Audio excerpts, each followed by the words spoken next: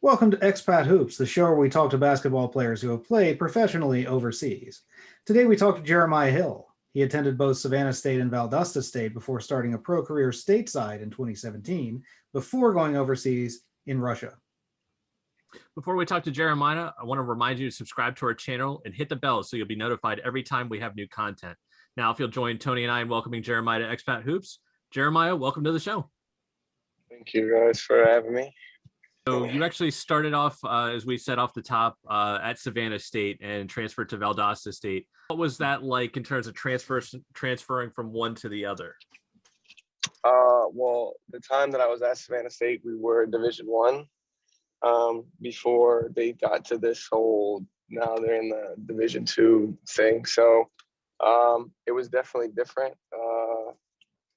As far as, experience, we were playing big schools like Florida, Miami, Arkansas, like schools like that.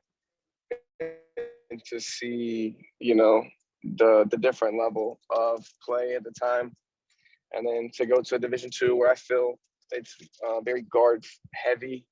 So most of the great players at these schools were guards, where it got to be like a personal battle. But with both of them, they had their own separate ways of seeing basketball.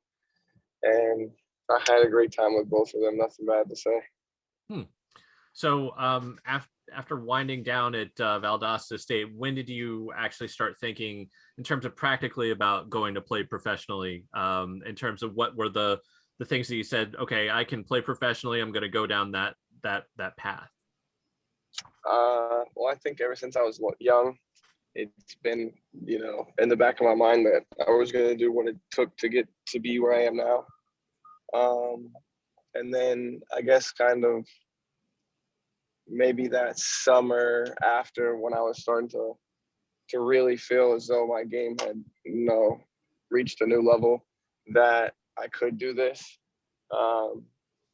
And so then that's when we started to do like reaching out for agents and, taking the little steps to try to get out and see if we had what it took. Maybe, do some of the little camps. So they have like the exposure camps to see the other players that were out there trying to do the same thing I was doing. In my opinion, I felt that I was always one of the top usually at these places. So then I kind of like really clicked, like, oh, we may actually have a chance with this.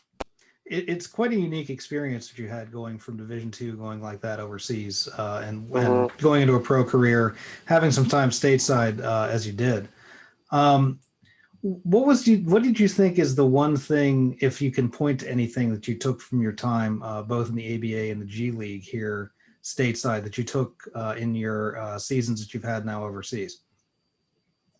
Well, it is very difficult to compare the two. Because of like the style that we play here in the States is much more athletically based. Like the best athlete usually has the best shot to do, because, like defensive 3 seconds in the NBA it's a huge change that they don't have overseas, where they can have a 7-footer standing in the paint the entire time. So it's kind of different, although you still have to, figure out ways to get to your spots, get people open, which I will say that would be the number one thing is playing in both leagues. I was able to learn to think quicker. Like you have to, like from Division Two, obviously it's a little different. So the game just felt like initially that it was so fast. Like everything was happening so fast. You have to make these decisions so quickly. But then once I got that, I think that I was able to take that overseas with me and, try to teach these other guys that are out there, like the younger ones, that I need you to be seeing what I'm seeing so that we can make this work. And that's for sure the biggest thing that I took from both leagues, I would say. Kind of another thing that's a little bit interesting about your career is how recently you were in the G League. We've had other people on that have played, whether it was the D-League at that time or a little earlier on in the G League. You're probably the most recent person we've talked to, and then gone overseas. Having been such a recent person in the G League, can you compare and contrast sort of your experiences overseas so far in terms of whether it's amenities or in terms of the way that you're treated in the G League as of a couple of years ago, really to how it's been overseas for you so far? Well, I think the difference that we have, like with me being so recent and them, I think that at the time that they may have been in, it was much more, everybody was kind of out for themselves. Like it was such a competitive like market that everybody was just trying to be the best player so that they could get their call up. And I think that I got incredibly lucky with the team that I was on, because truly we didn't have anybody who was like only there for them. We just wanted to all take the next step wherever it was, whether you get the chance to get the NBA call up or, just progress your career overseas, wherever. And so with that being said, I think that my experiences was everybody the entire time was really trying to help me as far as players. It took the coaches a little while. They always had the Division II in the back of their head, like you should just be grateful that you're here, that you're just supposed to let whatever happen. And so the players, most of them I'm still great friends with now. So we all talk often at least about, moves we're making, decisions we're making, trying to work out, trying to play together throughout the summers. So I think that it's very different to compare the two, because now the G League has so much more money. As far as it's not so much about, like what they give you, like as far as shirts and shorts and, all that kind of stuff. They just kind of focus on building the best team. And so I think that's a little different. Although housing, I think, was better overseas. They really do take care of you as far as housing. Usually with your cars or your driver or whatever, they do pretty well with that as well. So, I mean, they both have things that they're, plus and minuses with. But as far as the biggest difference, as far as that would be probably the amount of stuff you get in the G League. It was pretty cool to see. It's not so much that you see overseas. That's pretty interesting. Not a lot of people associate the G League with swag. That's. Oh, yeah, it was so much And stuff was all the time. And that might be more of a recent thing too. Mm-hmm. Yeah, I think so. With the whole when they became with partnership with Gatorade, I think that it really helped, push their budget a little more. Yeah, they have a little bit of money, I hear. Yeah, just a little bit. So talk to us now. You started out with BC Astana. That's where you played most of your career. You played it from 2019 to 2021, including prior to and during COVID. So you were able to play with the same club basically throughout this whole nasty time period that we've been a part of. So what has that been like for you, both getting used to playing overseas and then immediately having to go into a COVID season? Well, initially it started off great. We had a great fan base out there. The people out there really cared about us and like tried to do everything they could to make us feel like we were at home. To then this year not having no fans at all, it was kind of like brutal feeling. It felt like a practice every day. Like even the games felt similar to a practice. I was like, sometimes it would be hard to be motivated or like to have energy to play games when it's kind of like just us in the gym. And I got lucky and fortunate enough that I did sign the 2-year deal, because it did mess with a lot of people financially with how they were able to construct their contracts coming out of the COVID year.